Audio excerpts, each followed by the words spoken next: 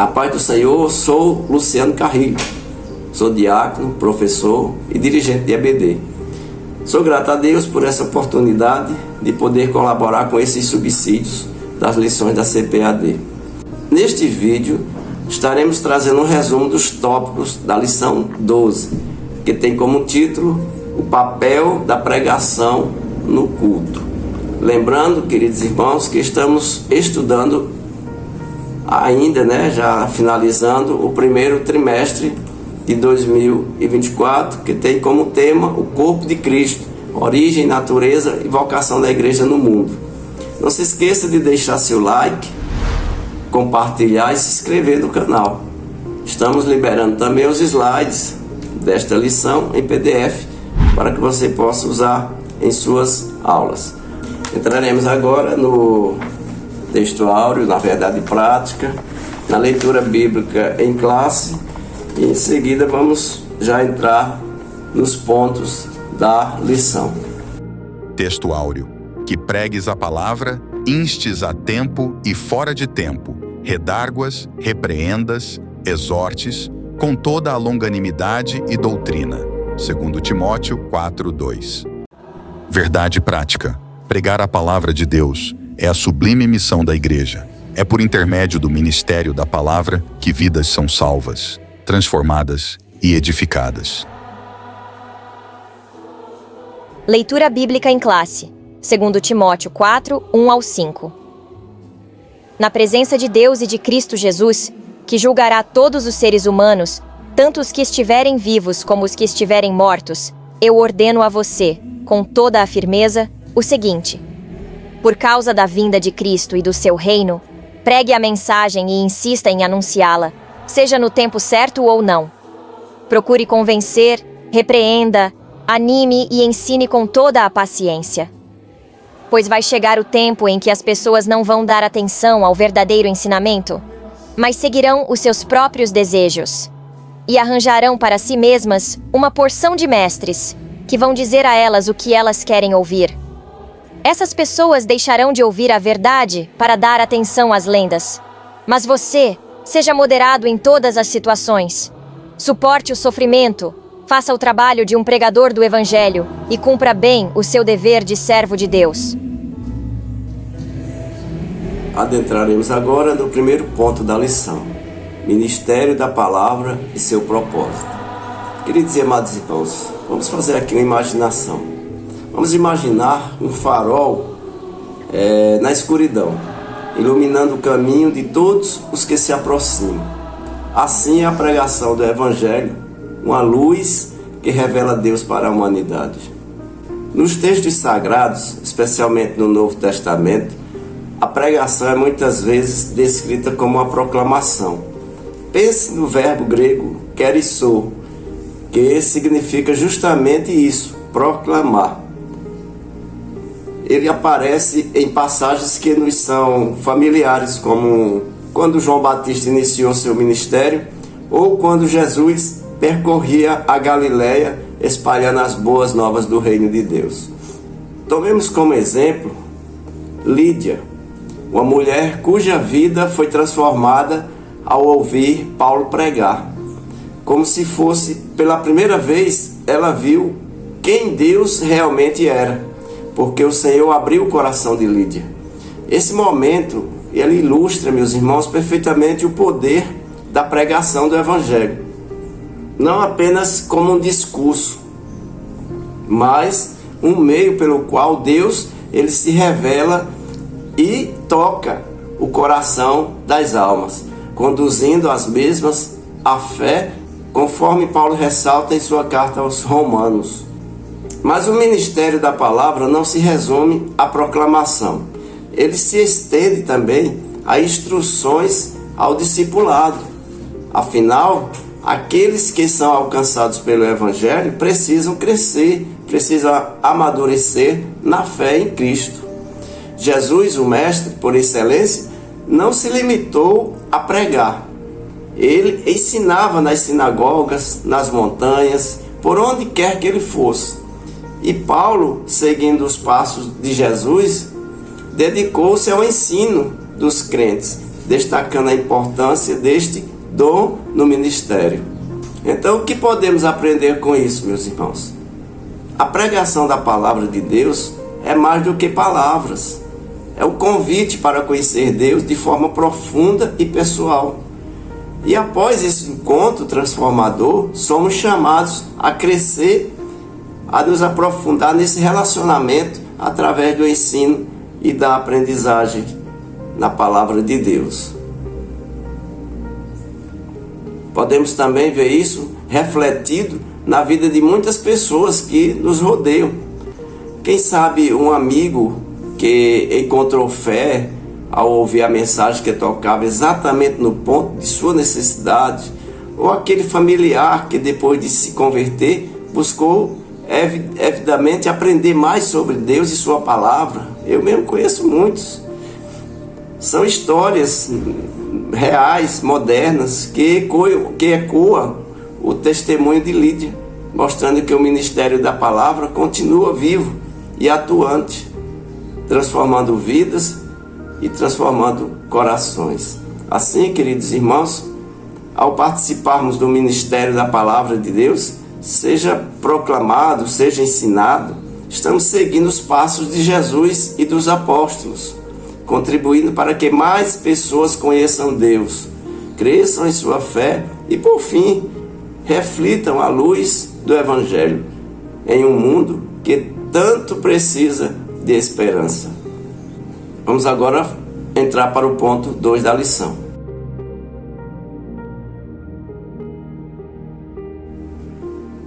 Segundo ponto da lição: o ministério da palavra e a sua importância. Agora vamos imaginar a palavra de Deus como uma ferramenta poderosa, capaz de construir, edificar e transformar a igreja, moldando valores e fortalecendo-nos diante dos desafios da cultura atual. Primeiramente, meus queridos irmãos, é através da palavra que a igreja se edifica. Igreja que não tem palavra é uma igreja morta, sem vida. Então ela age em nossos corações pelo Espírito Santo, tanto consolando quanto exortando. Pode ser um elogio que nos encoraja a seguir adiante, ou uma repreensão que nos chama a reflexão e mudança. Paulo, em suas cartas, ele enfatiza a importância de persistir na leitura da palavra de Deus, destacando seu papel crucial na edificação da comunidade da fé. Além disso, meus irmãos, a pregação da palavra ela é vital na formação de valores.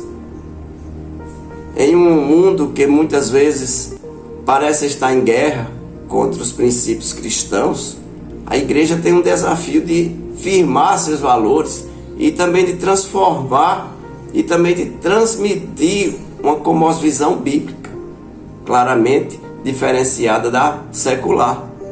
Isso nos equipa para não apenas entender, mas também responder e viver de acordo com os valores do reino de Deus, resistindo às pressões de uma cultura que frequentemente, meus irmãos, vai contra os valores cristãos.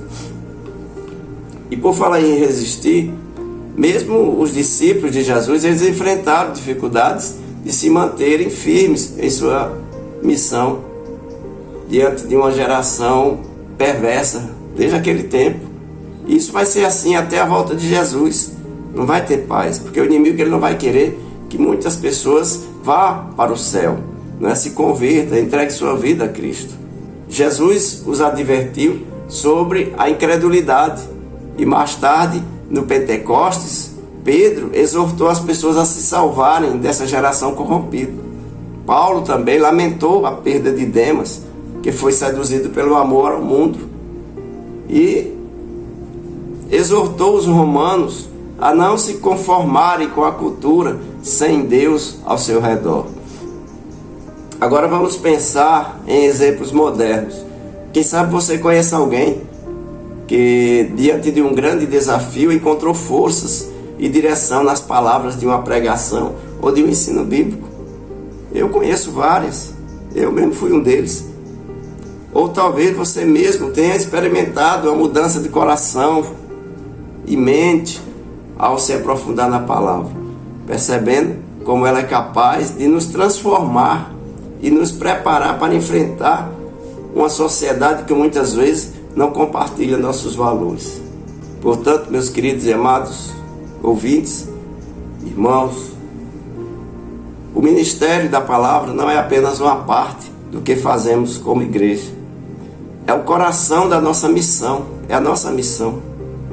Ao nos destacarmos e também nos dedicarmos à leitura, ao ensino e à palavra de Deus em nossas vidas, meus irmãos, estamos construindo uma igreja forte, formando valores sólidos e equipando cada crente para resistir, cada crente para brilhar como luz em meio a uma geração que precisa desesperadamente de ouvir a verdade. Adentraremos agora no terceiro ponto da lição.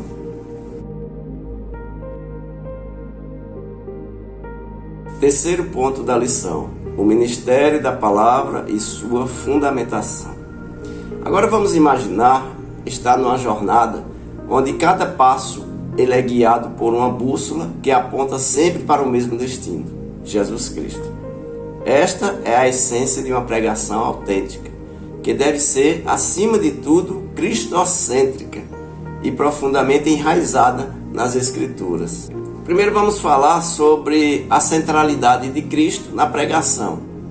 Quando Filipe desceu à cidade de Samaria, ele não levou consigo, meus irmãos, apenas palavras de conforto ou ensinamentos morais. Ele pregava a Cristo. Da mesma forma, as Escrituras, tanto no Antigo quanto no Novo Testamento, apontam para Jesus. Ele é o coração da mensagem divina. Como bem demonstrou Apolo, que com eloquência e com muito vigor convencia os ouvintes de que Jesus era o prometido, que Jesus era o Messias, utilizando as próprias Escrituras para isso. Assim, o objetivo principal da pregação do Evangelho, da palavra, é revelar Cristo em toda a sua glória, seu sacrifício e sua vitória sobre a morte na cruz do Calvário. Em segundo lugar, a pregação deve ser bíblica. O que é isso?